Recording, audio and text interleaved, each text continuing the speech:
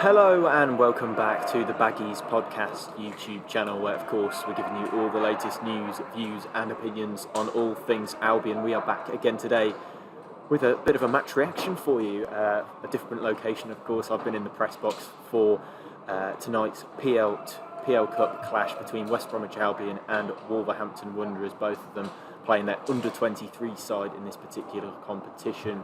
Yeah, it was a really difficult and topsy-turvy game to keep up with. I've been in the press box for this one, covering it for Birmingham Live, so it was a pretty weird one to have to keep up with and have to kind of keep all the events in order, with 4 goals in normal time, but also quite a few penalties to keep up with as well. But yeah, we'll be cracking on in this video and talking about the game and what we can expect from some of these youngsters in the future perhaps, and how the game really planned out, because yeah, it was a really topsy-turvy affair, as I say. But before we crack on, make sure you subscribe to the Baggies Podcast YouTube channel for more updates like this and more content like this. Be sure to keep updated and turn your notification bell on so you never miss an upload. Make sure you comment your thoughts down below as well, it'd be great to hear them. But yeah, let's crack on. It's a match reaction for West Bromwich Albion 2, but a win on penalties against Wolverhampton Wanderers. You're watching the Baggies Podcast YouTube channel. For match previews, match day vlogs, match reactions and more, make sure to subscribe to the Baggies Podcast YouTube channel.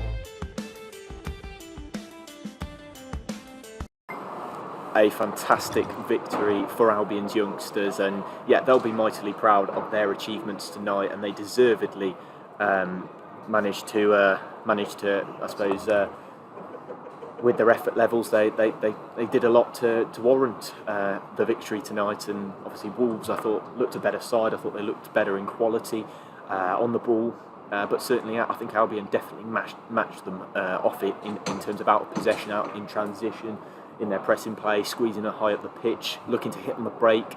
But they defended quite deeply, Albion, and 10 minutes into the game they kind of got a bit of luck as Tom Fellows took his man on down the line, and Kevin Castro in the middle of the box deflected his effort. He tried to sort of poke it over the goalkeeper as such, and it kind of deflected over Sondergaard and went over him and into the back of the net. But I'm sure he won't mind, because yeah, to be honest, it was a great way to start. First of all, some fantastic atmospheres from both sets of fans.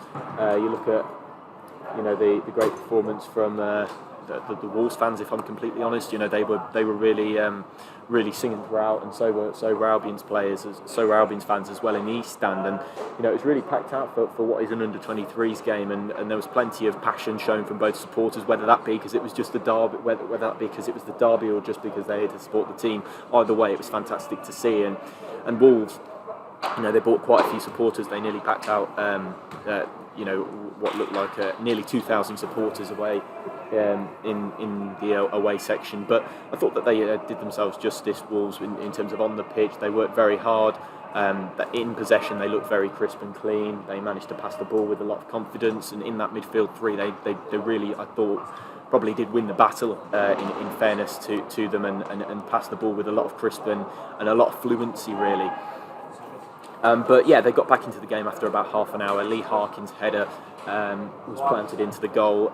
Hugo Bueno crossed the ball in, and I think it was a beautiful ball in from him, to be honest. It was a really nicely planted cross into the middle, and obviously the young lad Lee Harkin was able to get on. I thought Harkin, a word for him today, very good pester in the defence all the way through. He really did cause them quite a few problems with his movement, jinking side to side and kind of pulling defenders out of position, and I thought he did a really good job at that tonight. And I think he was a player that I don't think deserved to be on the losing side, as was Hugo Bueno, who, as the game sort of teetered out into extra time, he grabbed what looked to be the winner. I think in the press box we were all kind of condemned to that being the winner as well.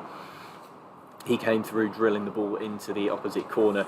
Ted Khan just couldn't get down to it, to be honest. He looked a real prospect at left wing back, and certainly deserved another contribution. But a goal and an assist was more than fair, considering his performance levels this evening, and I think he's deservedly grabbed the rewards from his particular efforts this evening. And I think Yeah, I think Albion are word for quite a few of their players. I thought Ted Khan made a really good save towards the end of extra time. Of course, Mo Dufal acrobatically scored the goal that won the game, or took the game to penalties rather. Ted Khan stood up really well to a goal. I can't remember who the lad was playing at right wing back, but he looked a really powerful threat down that side, and certainly added plenty to them, and yeah, I think looked a really powerful shot, and I thought that he worked very hard in that right channel. So yeah, certainly he deserved a lot of plaudits, but equally Khan was very good in goal, and I think he got himself booked for carrying the ball away whilst it was a Wolves corner. But yeah, I think they'll be really happy with their performance tonight, Albion, and the fact that they've got the victory. Of course, the PL Cup trophy. Can't quite remember too many times where I've seen a cup final at the Hawthorns, and not only a cup final but a penalty shootout and a penalty shootout win, all the better. But there was plenty to cheer about for Albion fans tonight, and they'll be really, really pleased with the way things went. And probably man of the match from Albion's perspective was probably Zach Ashworth. I thought that he defended so well at the left wing back. They were creating overloads left, right and centre towards him, and yeah, I thought that they did really well to counteract that and keep them at bay. So yeah, absolutely fair play to Zach Ashworth, and obviously he's earned his first team chance towards the end of the season, and perhaps that's something that we can see from him later on next season, and yeah, hopefully we see him included in the first team squad. Yeah, just an overall great night for Albion, and they should be really proud of the way that they dug in, didn't give up, and the Albion crowd got behind them, and yeah, absolutely deservedly, I suppose, picked up the win in what was a really poor penalty shootout. To be honest, there was a lot of missed penalties there, but 5-4 in the end in that particular shootout. But yeah, that does bring me to the end of this video on the Baggies Podcast YouTube channel. Make sure you subscribe for more content like this. Comment your thoughts down below if you've seen the game, and a big thank you for watching. I'll see you in the next one. Goodbye.